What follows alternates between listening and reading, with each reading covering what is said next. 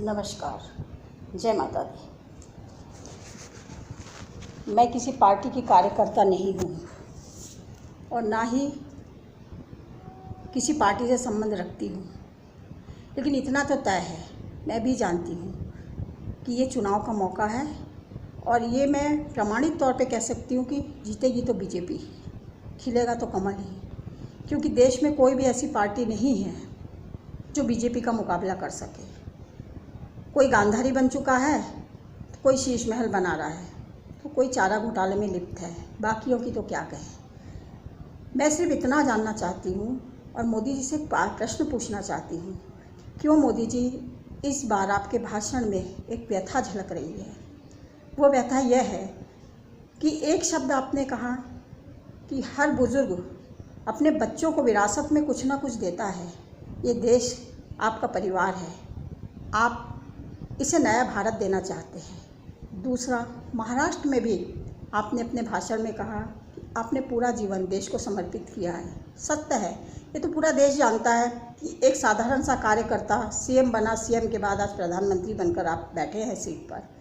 लेकिन आपकी पार्टी का एक नियम रहा है कि चेहरे पर तो चुनाव लड़े जाते हैं, लेकिन कभी भी चेहरे बदल दिए जाते हैं। फिर उन वादों का क्या? जैसे एमपी में हुआ है, जिस समय छत्तीसगढ़ बना था, ये एक महाकौशल था, कुछ नहीं था, यहाँ पर एक कस्बा बन गया था।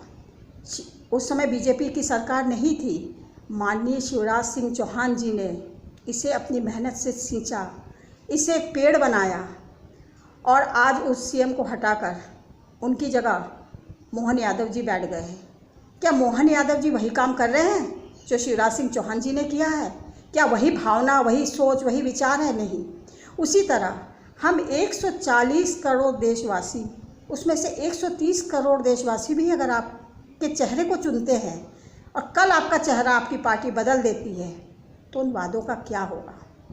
माननीय नितिन गडकरी जी कहीं नज़र नहीं आ रहे, जबकि ये तो महापर्व है, चुनाव है। तो मैं सिर्फ इतना जानना चाहती हूँ कि जो आज मेरे मन में शंका है, क्या वो मेरे भाई बहनों के मन में भी है? क्योंकि मोदी जी आपके चेहरे पे चुनाव पर वोट दिया गया है, देश को नहीं दिया लोगों ने। सिर्फ मोदी के चेहरे के पीछे लोग पागल हैं, मोदी के काम पे पीछे पागल है, मोदी जी के भाषण के पीछे लोग पागल हैं, मोदी जी के पीछे लोग पागल हैं। और उस पागलपन की हद को अगर कोई तोड़ दे, उस चेहरे को बदल दे, तब क्या होगा? बस मुझे अपने इसी सवाल का जवाब चाहिए और मैं उम्मीद करती हूँ कि शायद आपकी पार्टी, जो कि आपका मुख्य कार्यालय आरएसएस का है, वो शायद आपके साथ ऐसा ना करे।